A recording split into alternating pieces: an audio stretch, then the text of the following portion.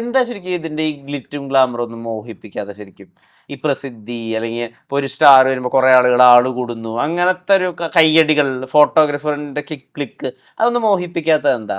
ഏതോ ഞങ്ങള് പടം പ്രൊഡ്യൂസ് ചെയ്തപ്പോഴും ഞാനൊരു സ്റ്റില്ലിനൊന്നും നിന്ന് കൊടുക്കാറില്ല. അങ്ങനെ ഫോട്ടോ എടുക്കുന്നത് പൊതുവെ എനിക്കൊരു പിന്നെ എൻ്റെ ഒരു ഫ്രണ്ട് ഉണ്ട് അസീം എന്ന് പറഞ്ഞിട്ട്. പുള്ളിയാണ് എൻ്റെ കൂടെ ഞങ്ങൾ എപ്പോഴും ഒന്നിച്ച് നടക്കാറ്. മിക്കവാറും കൂടുതൽ ഈ റെസ്റ്റോറൻറ്റ്സ് ഇപ്പം. അപ്പം ഞാനിങ്ങനെ ഫോട്ടോ എടുക്കട്ടെ എന്ന് ഞാനിങ്ങനെ മടി കാണിക്കും. അപ്പോൾ പുള്ളി അങ്ങനെ ചെയ്യരുത്, അവർക്കത് ഭയങ്കര ബുദ്ധിമുട്ടാണ്. നിങ്ങൾ ഫോട്ടോ എടുക്കുന്നുണ്ട്, എന്താ കുഴപ്പം? പിന്നെ മനസ്സ് മാറി. പിന്നെ ആരും ചോദിച്ചാലും ഫോട്ടോ എടുക്കാറ്. ഞാൻ മനസ്സിലാക്കുന്നത് നമ്മളൊന്നും അത്ര പോപ്പുലർ അല്ല, പിന്നെ നമ്മുടെ കൂടെ എന്തിനാണ് ഫോട്ടോ എടുക്കണത് ഞാൻ അങ്ങനെ വിചാരിക്കും. ചിലർക്ക് നമ്മുടെ ഇഷ്ടം ഉണ്ടാവും, ചില റോളൊക്കെ കണ്ടിട്ട് അതുകൊണ്ടായിരിക്കും. ഇപ്പൊ ഞാനേ ഒരു ദിവസം ആലുവന്ന് മെട്രോയിലേക്ക് പോവാണ്, മെട്രോയിൽ പോയിക്കൊണ്ടിരിക്കുകയാണ്. അപ്പോൾ സാറ് എനിക്ക് ഓപ്പോസിറ്റ് ഇരിക്കുന്നുണ്ട്. അപ്പൊ എനിക്ക് സംസാരിക്കാൻ പറ്റുന്ന കാരണം എന്റെ ഫ്രണ്ടിലൊക്കെ ഇങ്ങനെ ആളുകളുണ്ട്, പക്ഷെ എനിക്ക് കാണാം സാർ ഇരിക്കുന്നത് ഒരു പെട്ടിയൊക്കെ ആയിട്ട് എയർപോർട്ടിലേക്ക് പോകുന്നു. ആണല്ലേ? അപ്പോ കൂടുതൽ സാറിന്റെ തൊട്ടടുത്ത് ഒരു പെൺകുട്ടി നിൽക്കുന്നുണ്ട്, ഒരു 10-25 വയസ്സുള്ള. അപ്പം അവര് വന്നിട്ട് സാറിന്റെ അടുത്തിരുന്നിട്ട് ഇങ്ങനെ ആക്ടർ അല്ലേ, അപ്പഹാജയല്ലേ, ടു ഹരിയറിനുള്ള പോലീസുകാരനല്ലേ അതൊക്കെ ചോദിച്ചിട്ട് ഇങ്ങനെ സംസാരിക്കുന്നുണ്ട്. അപ്പൊ ഇങ്ങനെ സാർ ഇങ്ങനെ കാര്യമായിട്ട് അവർക്ക് ഇങ്ങനെ എക്സ്പ്ലെയിൻ ചെയ്ത് കൊടുക്കുക, ഞാൻ ഇന്ന പടത്തിലായിരുന്നു, ഇന്ന കാലത്തിലായിരുന്നു, ഇപ്പൊ ഞാൻ പടങ്ങൾ ചെയ്യുന്നില്ല, ഇപ്പൊ ഗ്യാപ്പ് വന്നു, പിന്നെ നമ്മുടെ കൂടെയുള്ള കുറച്ച് ആളുകൾ വിട്ടുപോയി എന്നൊക്കെ പറഞ്ഞിട്ട് ശരിക്കും ഇപ്പൊ അഭിമുഖത്തിലൊക്കെ ഉള്ള പോലെ ആ കുട്ടിക്ക് ഇങ്ങനെ പറഞ്ഞു കൊടുക്കണം എന്താണ് ഇപ്പൊ സിനിമ ചെയ്യുന്നില്ല, ഇപ്പൊ ബിസിനസ് ചെയ്യാണ്. സാധാരണ ആക്ടേഴ്സ് ഒന്നും ഇത്രയൊന്നും എക്സ്പ്ലെയിൻ ചെയ്യാൻ നിൽക്കില്ല. അല്ല, അവര് പബ്ലിക്കിന്റെ മുമ്പിൽ അങ്ങനെ പ്രത്യക്ഷപ്പെടാറില്ല. ഞാൻ ചെറുപ്പം മുതലേ എൻ്റെ കാര്യങ്ങൾ, വീട്ടിലെ കാര്യങ്ങളൊക്കെ ഞാൻ തന്നെ ചെയ്യണം. ഞാൻ തന്നെ വണ്ടി എടുത്തുകൊണ്ട് മാർക്കറ്റിൽ പോയി കോഴി വാങ്ങിച്ച് പച്ചക്കറി വാങ്ങിച്ച്, ഇപ്പോഴും പച്ചക്കറിയും കോഴിയും പ്രൊവിഷനൊക്കെ ഞാൻ തന്നെ പോകണം. ചാലയിൽ പോവും, പാളയത്ത് പോവും, എറണാകുളത്താണെങ്കിൽ എറണാകുളം മാർക്കറ്റിൽ പോവും. നമുക്കിത് നമ്മുടെ ഫ്രണ്ട്സ് എന്ന് പറയുന്നത് എനിക്ക് കോഴി തന്നെ ആള്, നീ മീൻ തന്നെ ആള്, എനിക്ക് മട്ടൻ തന്നെ ആള്. ഇതാണ് നമുക്ക് ഇവരൊക്കെ ഭയങ്കര ഫേവറേറ്റ് ആണ്. കാരണം ഇവര് നമ്മൾ പോകുമ്പം നല്ലത് നോക്കി തരും. അത് നമ്മൾ ഡെയിലി ഇവരായിട്ടാണല്ലോ കൂടുതൽ പച്ചക്കറി വാങ്ങിക്കണ കടയിലാണെങ്കിലും, അല്ലെങ്കിൽ എൻ്റെ കടയിലെ സ്റ്റാഫ് ആണെങ്കിലും നമുക്ക് കൂടുതൽ അറ്റാച്ച്മെന്റ് ഡെയിലി കാണുന്നത് അവരാ. അപ്പൊ അവരോടാണ് കൂടുതൽ ഞാൻ മിങ്കിൾ ചെയ്യാറ്. മറ്റവരൊക്കെ വല്ലപ്പോഴൊക്കെ അല്ലേ കാണുള്ളൂ. ഈ സാധാരണക്കാരായിട്ട് ഇന്ററാക്ട് ചെയ്യുമ്പോ കിട്ടുന്ന ഒരു സന്തോഷം ഉണ്ടല്ലോ, അത് എപ്പോഴെങ്കിലും സിനിമയിൽ, അതായത് സിനിമ കണ്ടിന്യൂസ് ആയിട്ട് ചെയ്തുകൊണ്ടിരിക്കുന്ന സമയത്ത് ഹെൽപ്പ് ചെയ്തിട്ടുണ്ടോ? അതായത് നമ്മൾ ചെയ്യുന്ന റോളുകൾ കറക്റ്റ് ആണ്, നമ്മളെ ആളുകൾക്ക് ഇഷ്ടപ്പെടുന്നുണ്ട്, അങ്ങനെ ഒരു ജഡ്ജ്മെന്റ് കിട്ടാൻ വേണ്ടി ഹെൽപ്പ് ചെയ്തിട്ടുണ്ട്? അല്ല, അത് ആ സമയത്തൊന്നും എനിക്ക് തോന്നിയിട്ടില്ല. പക്ഷെ ചിലവര് സിനിമ കണ്ടിട്ട് പറയും ആ റോള് നന്നായിട്ട് ചെയ്തിട്ടുണ്ട്. മറ്റേ നമ്മുടെ ഫാമിലിയിലുള്ളവരൊന്നും നമ്മൾ കൂടുതൽ ഒബ്സർവ് ചെയ്യണോണ്ട് അവർ വന്നിട്ട് നമ്മൾ എന്തൊക്കെ മൈനസ് ചെയ്തോ അതായിരിക്കും അവർ വന്ന് കൂടുതൽ പറയണേ. അവര് നമ്മളെ വേറൊരു രീതിയിലാണ് കാണുന്നത്. പക്ഷെ ആൾക്കാര് ആ കഥാപാത്രത്തിനെ മാത്രമേ കാണാറുള്ളൂ. നമ്മുടെ ഫാമിലിയിലുള്ളവർ ഇതെന്റെ ബ്രദർ, ഇതെന്റെ അങ്ങനെയല്ലേ, അങ്ങനെ അത് കുറച്ചും കൂടെ വിമർശിക്കും. കരിയർ ബെസ്റ്റ് ആളുകൾ പറയുന്നത് മഹായാനാണോ? പലപ്പോഴും ഹരിഹർ നഗറാണ് എല്ലാരും പറയണത്, പോപ്പുലർ. പക്ഷെ പെർഫോമൻസ് എല്ലാവർക്കും അങ്ങനെ കണ്ണ് നിറഞ്ഞു എന്നൊക്കെ പറയണത് മഹായാനമാണ്. പിന്നെ സംഘത്തില് ത്രൂ ഔട്ട് കോട്ടയം കുഞ്ഞച്ചൻ അതൊക്കെ പറയാറുണ്ട്. പിന്നെ കിങ്ങിൽ ഒരു സീനേ ഉള്ളൂ, ഓപ്പണിംഗ് സീൻ. അത് ഷാജി കൈലാസിന്റെ ഞാൻ 2-3 പടങ്ങൾ ചെയ്തിട്ടാ. ന്യൂസ് ആദ്യം ചെയ്തു, അത് കഴിഞ്ഞ് കിങ് ഉണ്ടായിരുന്നു, തലസ്ഥാനത്തിൽ ഒരു പാട്ടും ഡാൻസും ഒക്കെ ചെയ്തിട്ടുണ്ട്. ഓപ്പണിംഗ് സീന തലസ്ഥാനം ചെയ്തു, മഹാത്മ ചെയ്തു, രാജസേനന്റെ കൂടെ വാർദ്ധക്യപുരാണം ചെയ്തു, അനിയൻ ബാവ ചേട്ടൻ ബാവ ചെയ്തു, ശ്രീകൃഷ്ണ നക്ഷത്രത്തിലക്കം ചെയ്തു. ഈ അനുഭവ ചട്ടപ്പാവ് പ്രൊഡ്യൂസ് ചെയ്തേക്കുന്നത്? സാറിന്റെ പ്രൊഡക്ഷൻ ഹൗസ് തന്നെയല്ലേ ചെയ്തത്? എന്റെ പ്രൊഡക്ഷൻ അളിയന്മാരൊക്കെ കൂടെ. എന്നിട്ട് പക്ഷെ അതില് ഇടിയൊക്കെ വാങ്ങിക്കുന്ന ഒരു ഏറെക്കുറെ ഒരു ഗുണ്ട, വേറെ എനിക്ക് പറ്റിയ റോൾ ഉണ്ടായിരുന്നില്ല.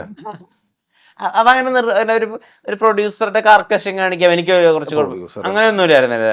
ഞാൻ അവിടെ ആർട്ടിസ്റ്റ് നമ്മളൊക്കെ ടൈം തരും, അവിടെ പോയി ഇരിക്കും, അഭിനയിച്ചിട്ട് വരും എന്നല്ലാതെ പ്രൊഡ്യൂസർ ആ സെക്ഷൻ അതിനൊക്കെ ആൾക്കാരുണ്ടല്ലോ, അവർ നോക്കിക്കോളും. നമ്മളൊന്നും അതിൽ ഇടപെട്ടാൽ ശരിയാവില്ല. അത് ബാക്കിയുള്ള ആർട്ടിസ്റ്റിന് അത് ബുദ്ധിമുട്ടാവും. രാജസേന നമ്മൾ 2 പടം ചെയ്തിട്ടുണ്ട്. പക്ഷെ ഞാൻ ഈ രാജസേനന്റെ ഒരു ഗുണം എന്താന്ന് വെച്ചാല് 7 മണി 7:30 മണിക്ക് ഫസ്റ്റ് ഷോട്ട് എടുക്കും. ഒരു സീൻ കഴിഞ്ഞിട്ട് പുള്ളി ബ്രേക്ക്ഫാസ്റ്റ് കഴിക്കുള്ളൂ. പുള്ളി ഒരു 30 ദിവസം ഷൂട്ട് പറഞ്ഞിട്ടുണ്ടെങ്കിൽ 26 ദിവസം കൊണ്ട് പടം തീർക്കും. പുള്ളി ഒരു ഡയറക്ടർ എന്നുള്ള രീതിയിൽ എനിക്ക് അയാളെ ഭയങ്കരമായിട്ട് അപ്രീഷിയേറ്റ് ചെയ്യാൻ തോന്നിയിട്ടുള്ള ഒരാളാണ്. കാരണം പ്രൊഡ്യൂസറിന്റെ കൂടെ നിൽക്കുന്ന ഒരു ഡയറക്ടറാണ്. ഒരുപാട് ഹിറ്റ് പടങ്ങൾ എഴുതിയിട്ടില്ലല്ലേ?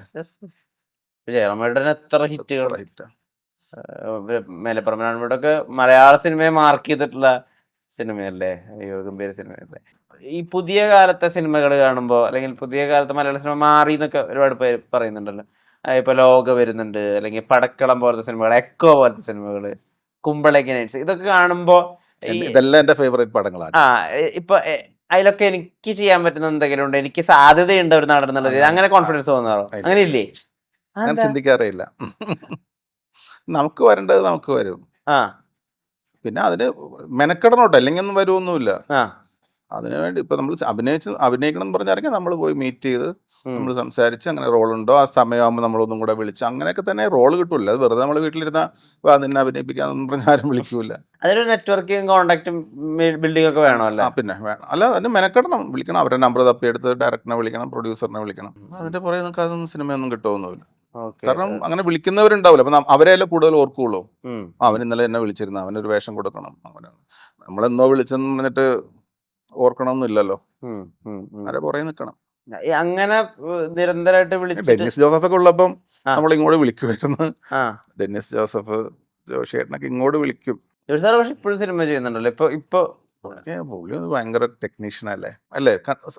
എനിക്ക് എന്താ കാര്യം എന്ന് വെച്ച് കഴിഞ്ഞാൽ, ഞങ്ങള് ഡിജിറ്റൽ മീഡിയയുടെ ഒക്കെ വരവോട് കൂടിയിട്ടേ പുള്ളി സംസാരിക്കാതെ, അതായത് മീഡിയ അഡ്രസ് ചെയ്ത് സംസാരിക്കുന്നില്ല എന്നുള്ള.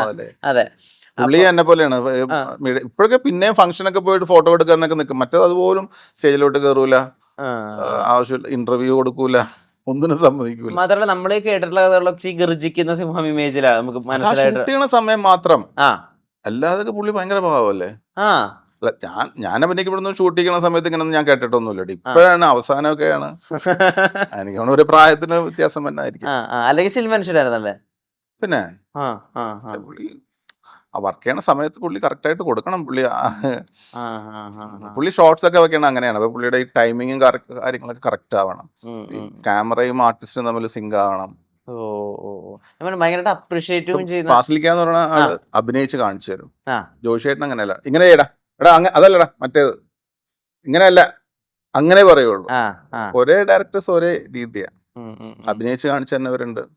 അതില് രക്ഷയില്ലാത്തത് ഫാസിലിക്കാണ്. ഉഗ്രൻ ആക്ടർ. അദ്ദേഹം ചെയ്യുന്നതിന്റെ പകുതി ചെയ്താൽ മോഡുലേഷൻസും പിന്നെ പുള്ളി തന്നെ എഴുതണോണ്ട് പുള്ളിയുടെ ഭാഷയുണ്ടല്ലോ. ഇപ്പൊ ഏതൊന്നും കണ്ണേട്ടനിലൊക്കെ ഡയലോഗ്സ് ഒക്കെ ഭയങ്കര രസമല്ലേ. മുത്ത് ഡയലോഗ്സ് ആണ്. അദ്ദേഹം തന്നെ ഈ പ്രേമൊക്കെ അഭിനയിച്ച് കാണിച്ചു തരുമല്ലേ? എല്ലാ സീനും കാണിച്ചു തരും. എല്ലാ ആർട്ടിസ്റ്റുകളും പറയുമല്ലോ അത്. എല്ലാ ആർട്ടിസ്റ്റുകളും പറയുന്ന കേട്ടിട്ടുണ്ട്. പക്ഷെ അദ്ദേഹം ഇതങ്ങനെ, അദ്ദേഹത്തിന്റെ ഒരു ആക്ടറായിട്ടൊക്കെ പിന്നെ നമ്മൾ കണ്ടത് എമ്പുരാനിലും ലൂസിഫറിലൊക്കെ ആണല്ലോ. അദ്ദേഹത്തിന്റെ ഒരു പ്രൈം സമയത്ത് നമ്മൾ അതിനെ അങ്ങനെ കണ്ടിട്ടില്ല, അങ്ങനെ മനസ്സിലാക്കാൻ സാധിച്ചിട്ടില്ല. എനിക്ക് തോന്നുന്നു അങ്ങേര് ചെയ്യണതിന് മേളില് ചെയ്യണത് എനിക്ക് തോന്നുന്നു മോഹൻലാൽ മാത്രമേ ഉണ്ടാവുള്ളൂ എന്ന് തോന്നുന്നു. ഈ ഇപ്പൊ ലാലേട്ടന്റെ കൂടെ അഭിനയിക്കുന്ന സമയത്തേ ഇപ്പൊ ഇദ്ദേഹം ഇത് ഷോർട്ടിന് വേണ്ടി ചെയ്തതാണോ അതോ ഇത് കാഷ്വൽ ആയിട്ട് ചെയ്യാണോ, അത് മനസ്സിലാക്കാൻ പറ്റാത്തൊരവസ്ഥ പലപ്പോഴും ഉണ്ടാവുന്നതാണ്. എനിക്ക് ഒരു പ്രാവശ്യം അങ്ങനെ ഉണ്ടായിട്ടുണ്ട്. ഞങ്ങള് പുറത്ത് തമാശയുടെ ആളാണല്ലോ. എനിക്ക് പുറത്ത് നമ്മളിങ്ങനെ വന്നിട്ട് പിന്നെ ഷോട്ട് വെക്കുമ്പോഴും വന്ന് സംസാരിക്കുമ്പോൾ പുള്ളി ക്യാമറയിൽ നമ്മൾ നേരിട്ട് സംസാരിക്കണ പോലെയല്ല പുള്ളി സ്ക്രീനിൽ കാണുമ്പോൾ. അപ്പോൾ ഞാൻ എന്തോ ഡയലോഗാണ് എൻ്റെ അടുത്ത് പറഞ്ഞത്, പക്ഷെ ഞാൻ വിചാരിച്ചു എൻ്റെ അടുത്ത് എന്തോ കാര്യം പറഞ്ഞാന്ന് വിചാരിച്ചു. പക്ഷെ അത് ഭയങ്കര നാച്ചുറലായിട്ട് പറയുമ്പോൾ നമുക്ക് അവിടെ നിന്ന പോലെ തന്നെ വന്നിട്ട് പുള്ളി അങ്ങനെ പറഞ്ഞാണ്. ആക്ടിങ് ആന്നുള്ളൊരു ഫീല് വരൂല. അങ്ങനത്തെ ഡയലോഗ് ആയിരുന്നു അത്. ഭയങ്കര സോഫ്റ്റ് ആയിട്ട് പറയുന്ന ഒരു സംഭവമായിരുന്നു. അപ്പൊ ഞാൻ ഈ ക്യാമറ ഓൺ ചെയ്തത് ഞാൻ പുള്ളി എൻ്റെ അടുത്ത് എന്തോ കാര്യം പറഞ്ഞാന്ന് വിചാരിച്ചു. അദ്ദേഹം ഇത്തിരി ഒരു കുസൃതിക്കാരനായ ഒരു കുട്ടിയുണ്ട് എന്നൊക്കെ അടുപ്പമുള്ള ആളുകൾ പറയാറുണ്ട്. എന്തൊക്കെ തമാശകളാ ഒപ്പിക്കുന്നത്? അല്ല, അത് ഇവരിലെല്ലാവരിലും ഉണ്ട്. ലാലേട്ടനിലുണ്ട്, മുകേഷിലുണ്ട്, ജയറാമിലുണ്ട്, സിദ്ദീഖിലും ജഗദീഷിലും ഒക്കെ ഉണ്ട് ഒരു കുസൃതി. ഈ ഹ്യൂമർ എന്ന് പറഞ്ഞ സാധനത്തിൽ ഒരു കുസൃതി ഉണ്ടാവുമല്ലോ, അത് ലാലേട്ടനുണ്ട്. ഈ ജഗദീഷ് മമ്മൂക്കയും ഭയങ്കര ഹ്യൂമർ സെൻസ് ഉള്ള ആളാ. അയ്യോ, ഭയങ്കര ഹ്യൂമർ സെൻസ് ഉള്ള ആളാ. ഭയങ്കര സീരിയസ് ആയിട്ട് പറയും നമുക്ക്. അത് കഴിയുമ്പോഴേ നമ്മൾ ചിരിക്കുള്ളൂ. പുള്ളി ഭയങ്കര ഹ്യൂമർ സെൻസ് ഉള്ള ആളാ.